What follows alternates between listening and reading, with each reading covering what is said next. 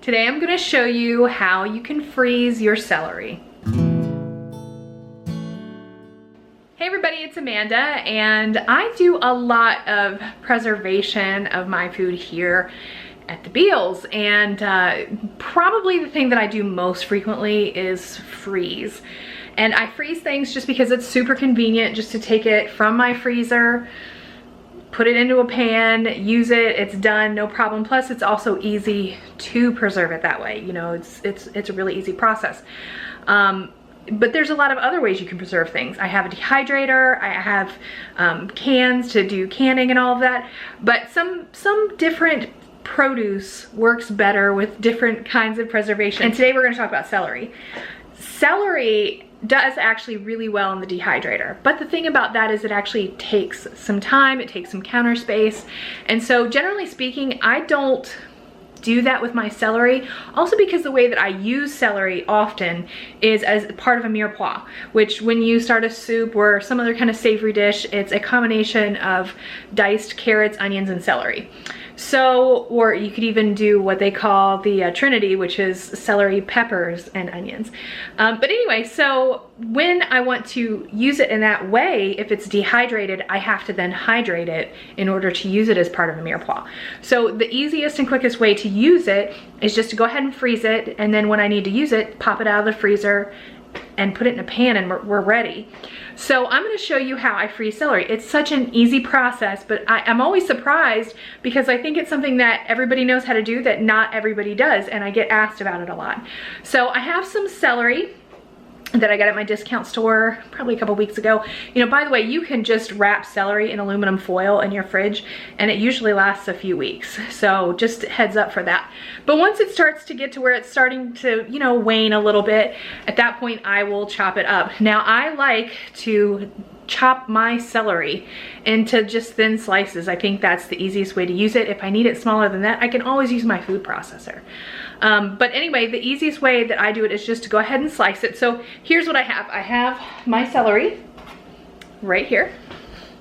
And you can see, if you take a look at that, that this has not been cleaned. This is just straight from my fridge.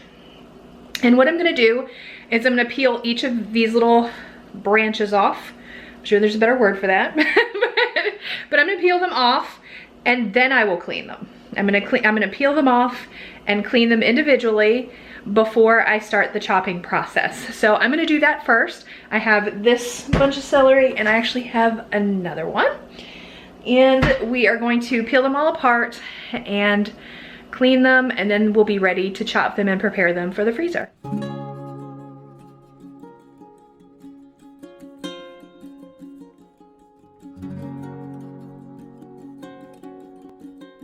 Now that I've washed all the celery, I didn't even dry it off, I just kind of shook it off.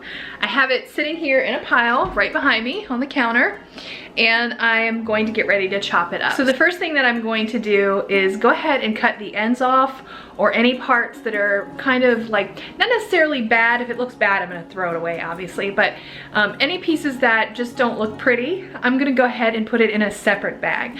That bag is going to go into the freezer all by itself, and that is my broth bag. And then once I have the nice pieces of celery left, then I'm going to actually chop that for regular use. So we're gonna get our broth bag together first.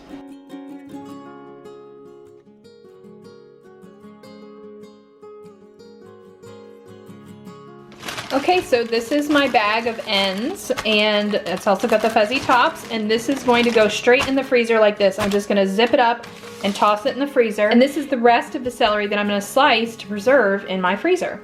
So what I'm gonna do is I'm basically just going to take this celery, and I usually take a couple of them at a time, and I'm going to slice them very small. So kind of like when I start slicing, it's just gonna be very thin slices. Once the celery is sliced, I'm actually gonna put it on my broiler pan, and this is the bottom and this is the top, and I just spread it out over top of the pans and toss them into the freezer and freeze that way. Let me show you what I'm talking about.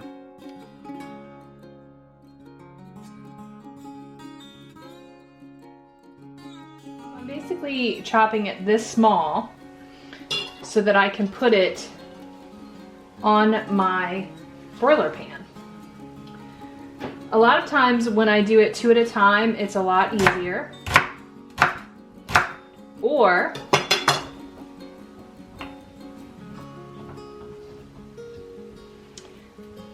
we could do it 4 at a time.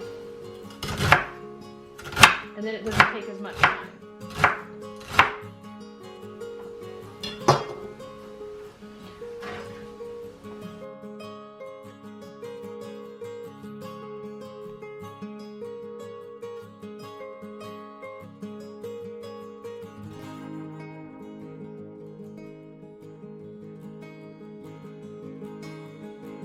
Okay, you want to spread it out and try to give them some room so they'll freeze quickly.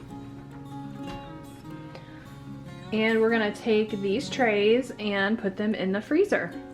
Okay, so I'm getting ready to put these trays in the freezer, and I'm freezing them like this, already cut, separated, because that way once it's in the bag I can just pull a handful out of the bag and toss it into my pot and it's ready.